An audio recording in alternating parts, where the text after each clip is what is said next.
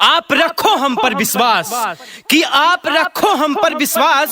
मेरा वादा है हर घर में होगा विकास, हर घर में होगा विकास। जी हाँ मतदाता साथियों, 5 साल के बाद एक बार फिर से आप सबों को बक्संडा पंचायत से एक ऐसा वार्ड सदस्य का चुनाव करना है जो सचमुच में आपका भविष्य चाहता हो, आपके पंचायत का भविष्य चाहता हो, आपका भविष्य चाहता हो और ऐसा काम करने वाला, ऐसा विकास करने वाला मात्र एक ही उम्मीदवार हैं, अस्मिता कुमारी, जिनके पति उपेंद्र यादव। जी हाँ दोस्तों, अस्मिता कुमारी जिनका की चुनाव चिन्ह कुल्हाड़ी छाप और क्रमांक संख्या 5 है। तो भूलना नहीं है मेरे प्यारे सज्जनों, क्रमांक संख्या 5 और कुल्हाड़ी छाप पर ही बक्संडा पंचायत काजी कटाट से वार्ड नंबर 14 से उपेंद्र भैया को भारी मतों से विजय बनाना है। अस्मिता कुमारी जिंदाबाद, जिंदाबाद जिंदाबाद। अस्मिता कुमारी जिंदाबाद, जिंदाबाद जिंदाबाद। उपेंद्र कुमारी जिंदाबाद, जिंदाबाद जिंदाबाद। उपेंद्र कुमारी जिंदाबाद, जिंदाबाद जिंदाबाद। कुल्हाड़ी छाप जिंदाबाद, जिंदाबाद जिंदाबाद। कुल्हाड़ी छाप जिंदाबाद, जिंदाबाद जिंदाबाद। बक्संडा पंचायत की जनता जिंदाबाद, जिंदाबाद जिंदाबाद। बक्संडा पंचायत की जनता जिंदाबाद, जिंदाबाद जिंदाबाद।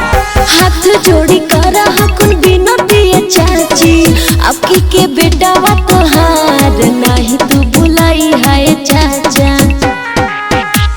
हाथ जोड़ी कर हकुन बिनती चाची, आपकी के बेटा वा तोहार नहीं तू बुलाई है चाचा। कुल्हाड़ी छाप हो निशान, बटन दबाई है भैया, 5 नंबर हो निशान, बटन दबाई है भैया। हाथ जोड़ी कर हकुन बिनती भैया, आपकी के भाई बतोहार नहीं तू भुलाई है भैया।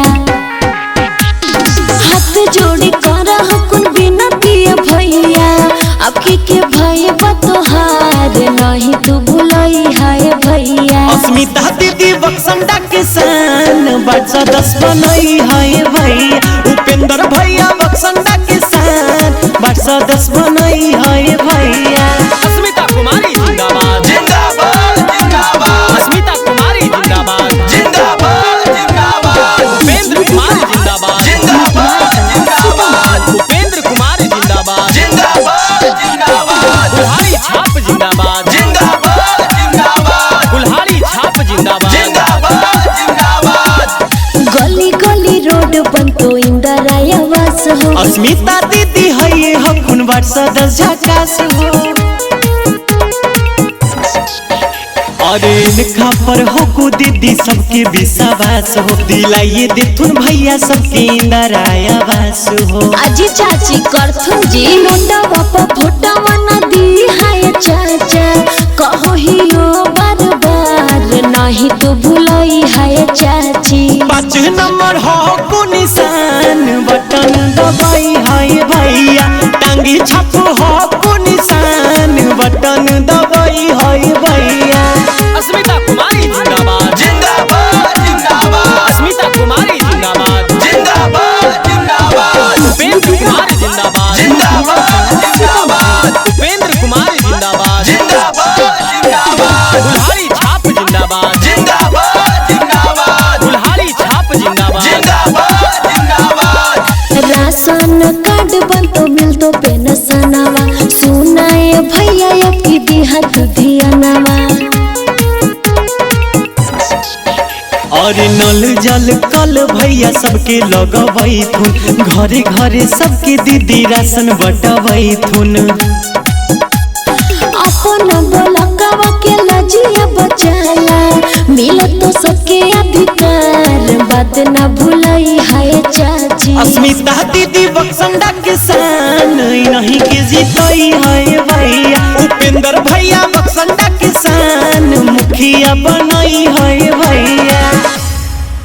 जी हाँ, शिक्षित, कर्मठ, सुयोग, संवेदनशील, संघर्षशील आपके भावी उम्मीदवार वार्ड सदस्य प्रत्याशी अस्मिता कुमारी, जिनके पति उपेंद्र यादव हैं, जो आपके अधिकारों के लिए लड़ेंगे, आपके लिए लड़ेंगे और आपके हक के लिए लड़ेंगे। जी हाँ, नल, जल, गली, नली, रोड, राशन कार्ड, इंदिरा आवास, वृद्धा पेंशन, कॉलोनी, सिंचाई की व्यवस्था, सोलर लाइट, घर घर में विकास पहुंचेगा, घर घर में विकास पहुंचेगा। और वो विकास पहुंचाने वाले, वो काम करने वाले मात्र एक ही उम्मीदवार हैं, अस्मिता कुमारी, जिनके पति उपेंद्र यादव। तो भूलना नहीं है मेरे प्यारे सज्जनों, क्रमांक संख्या 5 और कुल्हाड़ी छाप पर ही बटन दबाकर बक्संडा पंचायत काजी कटाट से वार्ड नंबर 14 से उपेंद्र भैया को भारी मतों से विजय बनाना। आप रखो हम पर विश्वास, कि आप रखो हम पर विश्वास,